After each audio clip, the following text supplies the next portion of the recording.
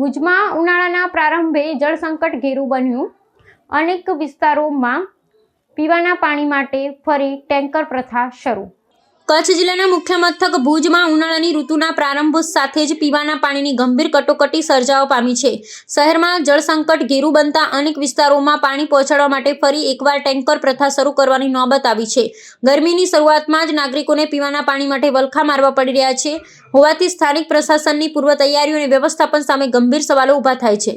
પ્રાપ્ત આંકડાકીય માહિતી અનુસાર ભુજ શહેરની દૈનિક જળ જરૂરિયાત 55 મિલિયન લીટર 10 લાખ લીટર પ્રતિદિન છે, જેની સામે હાલમાં માત્ર 45 મિલિયન લીટર પાણીનો જથ્થો પૂરો પાડવામાં આવી રહ્યો છે।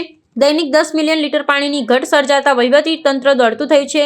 આ અછતને પહોંચી વળવા અને નાગરિકોની પ્રાથમિક જરૂરિયાત સંતોષવા માટે ભુજ નગરપાલિકા દ્વારા સરદાર સરોવર નર્મદા નિગમ સમક્ષ વધારાના 10 મિલિયન લીટર જળ જથ્થાની સત્તાવાર માંગણી રજૂ કરવામાં આવી છે। આ જળ કટોકટીના મુદ્દે સ્થાનિક રાજકારણમાં પણ ગરમાવો આવ્યો છે અને વિરોધ પક્ષે શાસકોની નીતિઓ પર આકરા પ્રહારો કર્યા છે। વિપક્ષના આક્ષેપ મુજબ દર વર્ષે ઉનાળા પૂર્વે કાગળ પર આગોતરા આયોજનના મોટા દાવાઓ કરવામાં આવે છે, તેમ છતાં શહેરના પાણીની સમસ્યા વર્ષોથી ઉકેલાયા વિનાની જ રહી છે। યોગ્ય આયોજનના અભાવે સામાન્ય નાગરિકોમાં વેઠવી પડતી આ હાલાકીનો તંત્ર દ્વારા સત્વરે કાયમી ઉકેલ લાવવામાં આવે તેવી પ્રબળમાં લોકમાંગ ઉઠી છે।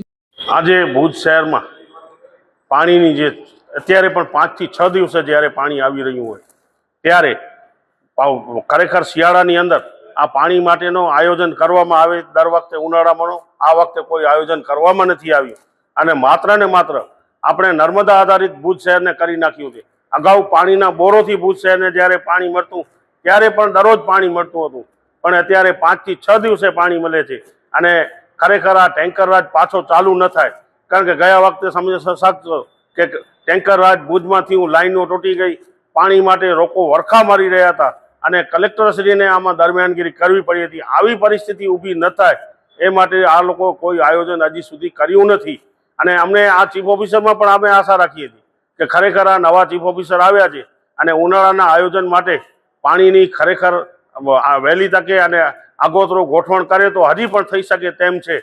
આપણે ભુજમાં પાણી વિતરણ માટે અત્યારે આપણે 50 થી 55 એમએલની જરૂરિયાત છે।